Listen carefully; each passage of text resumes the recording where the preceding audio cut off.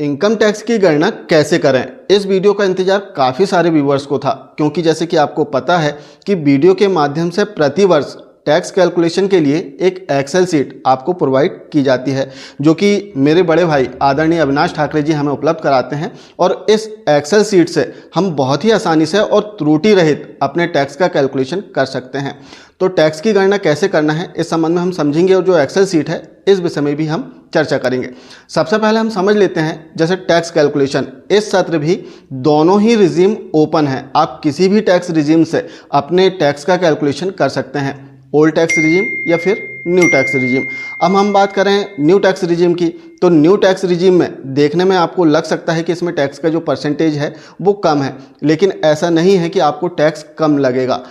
समान रूप से यदि हम देखें तो जो न्यू टैक्स रिजीम है वो बेसिकली उन लोगों के लिए होता है जिनकी एनुअल इनकम बहुत अधिक होती है, 15 लाख, 20 लाख, 25 लाख, और इनके पास में छूट के कोई भी दस्तावेज नहीं होते हैं, तो वे न्यू टैक्स रिजीम से अपना टैक्स पेड कर सकते हैं, इससे उनकी गणना कर सकते हैं। लेकिन ओल्ड टैक्स रिजीम की हम बात करें तो ओल्ड टैक्स रिजीम में हमें कुछ छूट मिल जाती है। छूट में जैसे अंडर सेक्शन 80C के अंतर्गत हमें 1.5 लाख रुपए तक की छूट मिल जाती है। इसके अतिरिक्त यदि आपने होम लोन लिया है तो होम लोन में भी आपको अतिरिक्त छूट मिलती है। यदि कोई आपकी हेल्थ पॉलिसी है, बीमा पॉलिसी है, तो इन पॉलिसियों में भी आपको पृथक से छूट मिलती है। लेकिन हाँ, इसके लिए आपके पास में दस्तावेज होना अनिवार्य है, क्योंकि टैक्स कैलकुलेशन करने के बाद में जो संबंधित दस्तावेज है वो भी आपको अटैच करना होता है।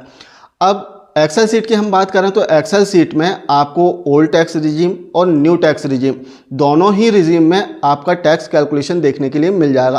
तो दोनों ही रिजीम आप चेक कर लें, जिसमें आपको कम टैक्स लग रहा है अर्थात जिसमें आपको लाभ हो रहा है, उस टैक्स रिजीम को आप चूज़ कर सकते हैं। तो आइए देखते हैं कि जो एक्सेल सीट है टैक्स कैलकुलेशन के लिए, इसमें हम अपनी गणना कैसे कर सकते हैं।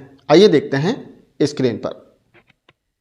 इनकम टैक्स कैलकुलेशन के लिए हमें मुख्य रूप से 2-3 दस्तावेजों की आवश्यकता होती है, जिसमें पहला और मुख्य दस्तावेज है आपका एनुअल पे स्टेटमेंट, जो वार्षिक वेतन विवरण है वो आपको इसमें लगेगा।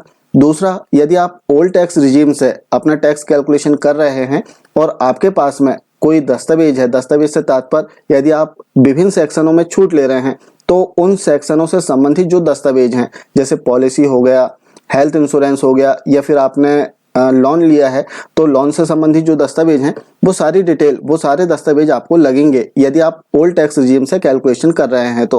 और यदि न्यू टैक्स रिजीम से कर रहे हैं तो इस प्रकार के दस्तावेजों की आवश्यकता नहीं होगी। हाँ, लेकिन इसमें आपको एनुअल पे स्टेटमेंट जरूर लगेगा। अब एनुअल पे स्टेटमेंट जो कि कुछ इस प्रकार से आप बना सकते हैं या फिर अपने डीडीओ से प्राप्त कर सकते हैं, जिसमें आपको बताना होता है कि पूरे वित्तीय वर्ष में आपकी आय कितनी हुई है, जो ग्रॉस सैलरी है वो कितनी हुई है।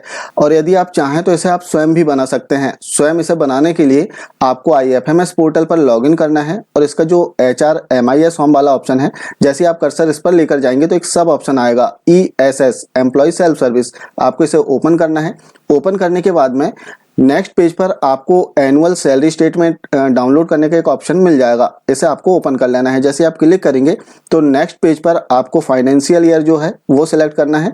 यहाँ पर सभी फाइनेंशियल ईयर आ जाएंगे, तो करंट फाइनेंशियल ईयर आप सिलेक्ट कर लें और जनरेट रिपोर्ट इस ऑप्शन पर क्लिक करें। जैसे आप क्लिक करेंगे तो पूरे वित्तीय वर्ष में आपको जो इनकम हुई है, आपको जो वेतन मिली है या फिर जो एरियर मिला है, वो सभी डिटेल इसमें आपको देखने के लिए मिल जाएगी। जैसे आप देखेंगे कि इसमें सारी डिटेल रहती है, और बहुत अच्छी बात है कि इसमें एरियर की राशि भी देखने के लिए मिल जाती है। जैसे आप देखेंगे कि यहाँ पर जो एरियर्स की राशि है वो शो अप कर रही है। तो इस प्रकार से इसे आप डाउनलोड कर लें और इसकी जो डिटेल है आपको इस एक्सेल सीट में फिल करना है। जैसे यहाँ पर आप देखेंगे कि बेसिक पे, यहाँ पर जो भी बेसिक पे हो आपका, यहाँ पर जो भी बेसिक पे रहा हो आपका संबंधित मंथ में, वो फिल कर दें। इसके बाद में यहाँ पर जो DA है वो ऑटो कैलकुलेट हो जाएगा। यदि इसे चेंज करना हो तो यहाँ पर जो परसेंटेज है आपको चेंज करना होगा। इसके बाद में HRA, आपको जो भी HRA मिला हो आपको यहाँ पर फिल करना होगा। नेक्स्ट हम देखेंगे कि आगे यहाँ पर जैसे जो डिटेल है जो आपका डिडक्शन हुआ है वो आप फिल कर सकते हैं एनपीएस को छोड़कर। एनपीएस यहाँ पर ऑटोमेटिक 10% इसमें डिडक्ट हो जाएगा। इसके बाद में यहाँ पर आप देखेंगे कि जो नेट सैलरी आपको मिली है वो ऑटो कैलकुलेट होकर आ जाएगी। साथ में इसमें आपको ऊपर अपनी जो बेसिक डिटेल है वो फिल कर देना है, जैसे आपका नाम, डीडीओ नेम, आपका डीडीओ कोड क्या है, वो सारी detail, pan number, tan number, वो सारी डिटेल आपको इसमें फिल कर देना है। इसमें जो डिटेल आप फिल करेंगे वही डिटेल आपके नेक्स्ट पेज पर आ जाएगी जिसमें टैक्स कैलकुलेशन दिया गया है। जैसे हमने यहाँ पर सारी डिटेल फिल कर दिया है और यहाँ पर आप देखेंगे कि ग्रॉस सैलरी दी गई है। जैसे आप देखेंगे कि यहाँ पर जो ग्रॉस सैलरी है लिखी हुई है।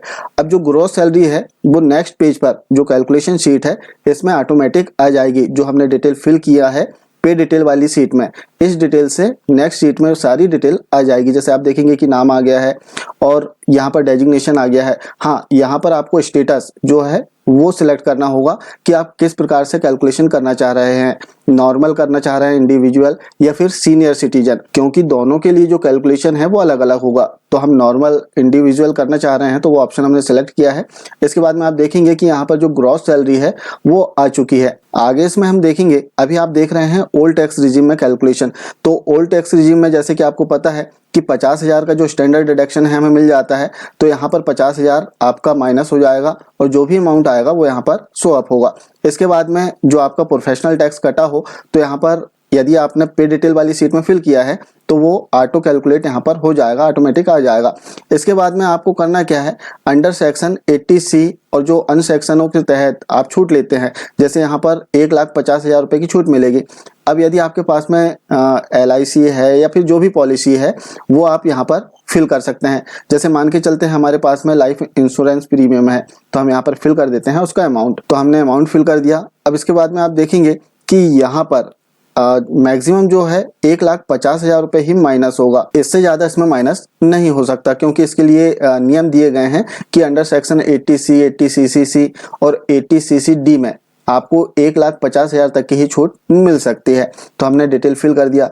अब आप देखेंगे कि नीचे और भी छूट लेने के लिए ऑप्शन दिए गए हैं। अब यदि आप पात्र हैं तो इसमें अपना जो अमाउंट है छूट का वो फिल कर सकते हैं। सभी के लिए निर्देश इसमें दिए गए हैं और बहुत अच्छी बात है कि इस सीट में आपको सारे निर्देश पढ़ने के लिए भी मिल जाएंगे। साथ में डिस्क्रिप्शन बॉक्स में भी इसकी सारी डिटेल आपको मिल जाएगी। तो इन पॉइंट्स में जिसमें भी आप पात्रता रखते हो उसमें आप अपना अमाउंट फिल कर सकते हैं।